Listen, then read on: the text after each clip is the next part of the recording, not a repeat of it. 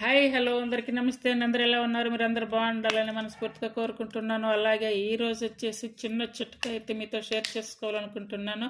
అదేంటి, ఎలా యూజ్ చేయాలనేది అయితే ఇప్పుడు మీకు ఈ వీడియోలో చూపిస్తాను. ఇప్పుడు ఇక్కడ వ్యాజ్లైన్ ఉంది, అలాగే కోకోనట్ ఆయిల్, ఇప్పుడు వచ్చేసి కాటన్.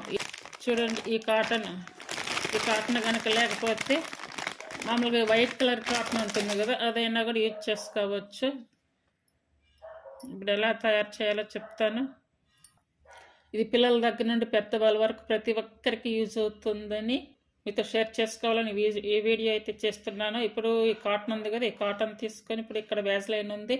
ఒకవేళ వ్యాజ్లైన్ లేకపోతే కోకోనట్ ఆయిల్ అయినా యూజ్ చేసుకోవచ్చు, రెండిట్లో ఏదైనా యూజ్ చేసుకోవచ్చు.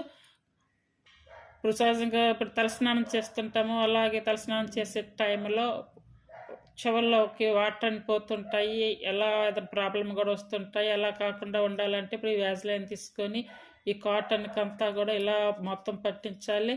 ఇలా పట్టించేసి చెవుల్లో పెట్టేసుకోవాలి. ఇలా పట్టేసుకొని మనం తలస్నానం చేస్తే కనుక మంచిగా ఉంటుంది.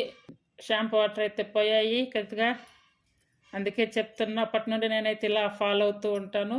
అలాగే ఇప్పుడు మీరు కూడా ఇలా ఫాలో అవుతారని మీకు చెప్తున్నాను. ఇలా రెండు పక్కల యూజ్ చేసుకుంటే కనుక బాగుంటుంది.